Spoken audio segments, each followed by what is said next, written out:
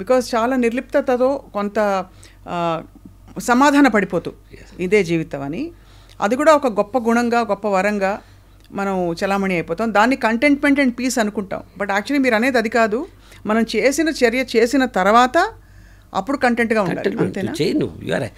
You be happy with what you are and what you do. Right. So నేనేం చేశానంటేనమ్మా, నన్ను ఎవరో అడిగారు, సార్ మీరు సినిమా ఇండస్ట్రీలో ఇట్లా ల్యాంక్వైల్స్లో ఎదగలేదు. కరెక్ట్ అండి, నేను ల్యాంక్వైల్స్ కాదు, నేను గచ్చిబౌలి విస్తరించాను అని చెప్పాను. అబ్బా సూపర్. అంటే కనిపించే గ్రోత్ కాదు నాది, అంతే, కనిపించని గ్రోత్. అట్లా నేను ఎవరిని విమర్శించట్లా. నాకు తల్లి సినిమా ఇండస్ట్రీ, టీవీ ఇండస్ట్రీ నా తల్లి.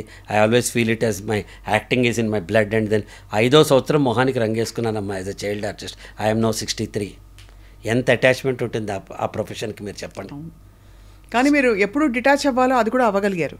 నేను ఇప్పుడు కూడా నాకే అన్ని రోల్స్ రావాలనుకోలే, అయ్యో ఆ రోల్ నేను వేయాల్సింది కదా అనుకోలేదు.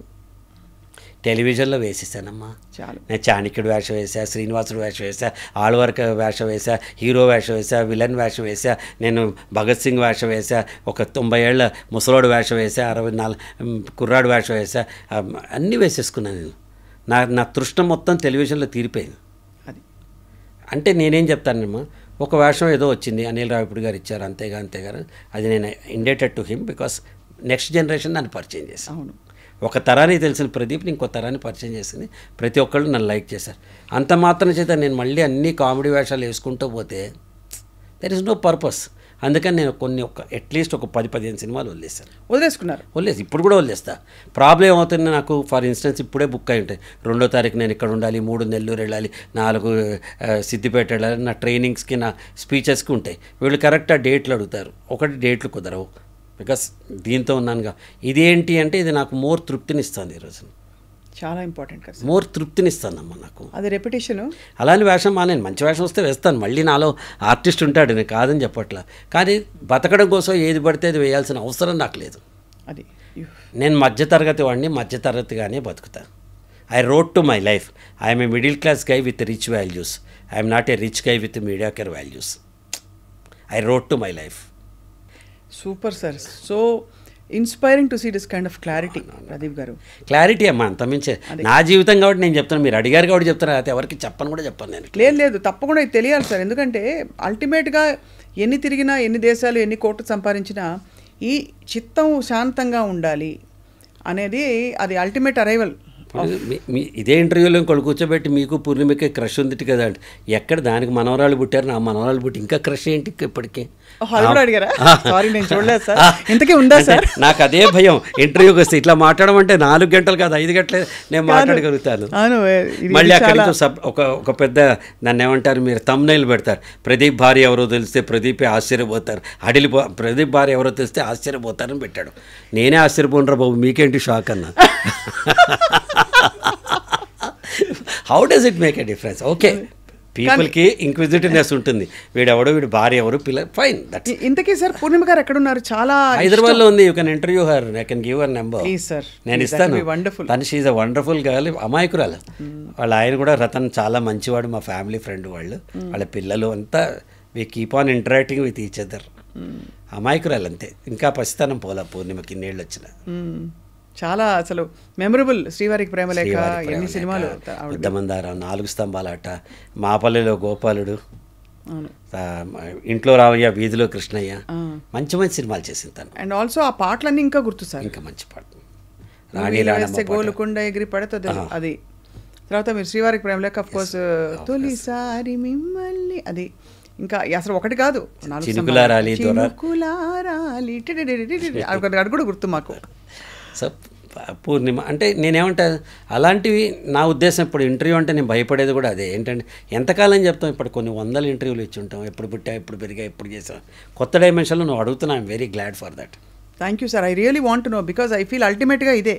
ఎంత తిరిగినా ఆ ఫార్మర్కి అది చెప్తారు కదా, అంతా తిరిగి నేను ఇక్కడొచ్చి నువ్వు చేసేది లాస్ట్లో చేసే ఇప్పుడే చేస్తున్నాను అంటే, అఫ్ కోర్స్ మీరు అన్నట్టు మానవ ప్రయత్నం. ఇంకో కొత్త విషయం వాళ్ళు నేర్చుకునేది ఏంటంటే, భగవంతుడికి ఏదో అర్పించుకోవడం అంటే మానవ ప్రయత్నం లేకుండా ఉండదు ఏది. అది కూడా చాలా క్లారిటీ, కన్విక్షన్, ఒక యుద్ధ ప్రాతిపదికన ఆ ప్రయత్నం ఉండాలి. అది ఉంటేనే కదా మనం వీళ్ళు సెల్ఫ్ నేను రాసుకున్నామ్మా. నాకు ఇప్పుడు నా 63, ఇంకో 2 years తర్వాత కమర్షియల్ లైఫ్ నుంచి విత్డ్రా అవుదామని అనుకుంటున్నాను నేను, ఇంకో 2 ఏళ్ల తర్వాత. అనగా ఏమి అంటే డబ్బు తీసుకోకుండా 10 మందికి మంచి చేయుట. ఓకే, ఇప్పుడు ఏదోటి ఆశిస్తాం కదా మామూలుగా బతకడానికి, ఆఫీసు, ఎస్టాబ్లిష్మెంట్, మనము, పిల్లలు, కోరికలు.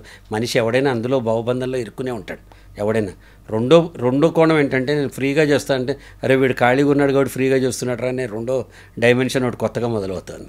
ఇప్పటికి కూడా ఏం చేస్తానంటే ఒక 3 days in a month poor schools కానీ, పూర్ కాలేజెస్ కానీ, అంటే people who cannot effort to pay me money, అక్కడికి వెళ్ళి నేను ఫ్రీగా ట్రైనింగ్ చేస్తాను.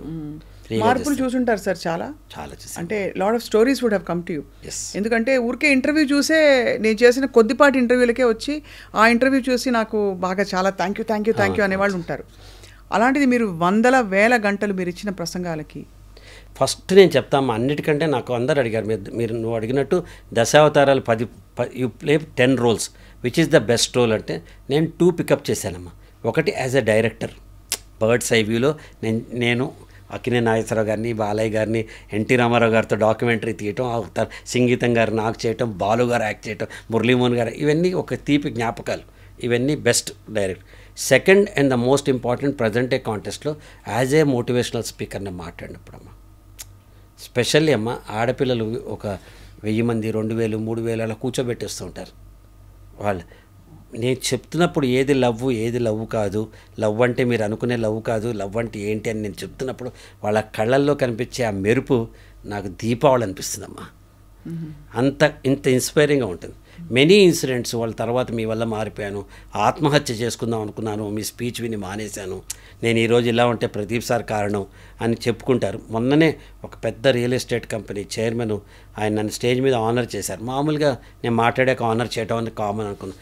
2007లో నా ఒక సెషన్లో ఆయన పార్టిసిపేట్ చేసి 7 days right your own screen play అనే సెషన్, నీ జీవితాన్ని స్క్రీన్ ప్లే నువ్వే రాసుకో అని చెప్పి సెషన్లో పార్టిసిపేట్ చేసి నేను ఒక ఆర్డినరీ పర్సన్ నుంచి ఈరోజు చైర్మన్ ఇంతమందికి నేను చేస్తున్నానంటే శ్రీకృష్ణుడు ప్రదీప్ గారు నేను అర్జునుడు మాత్రమే స్టేజ్ మీద చెప్పాడు. నా కళ్ళమ్మ నీళ్ళు వచ్చినాయి. దొరికిన ఇటువంటి సేవను పాడుకుందాం అనుకున్నాను కాసేపు. అసలు ఎందుకు చెప్తానంటే ఇవి గొప్ప డబ్బులు రావు, గొప్ప సర్టిఫికెట్స్ కాదు, చూసేవాళ్ళకి అంత ఫ్యాన్ ఫాలోయింగ్స్, నేను ఇట్లా అని చెప్పే ఒక రీల్స్, రోల్స్, అట్రాక్షన్స్ ఉన్నవి కాదు ఇప్పుడు. కానీ మన గుండె లోతుల్లో ఒక్కళ్ళైనా మనకి అక్నాలెడ్జ్ చేశారనే తృప్తి which is equal to 100 films.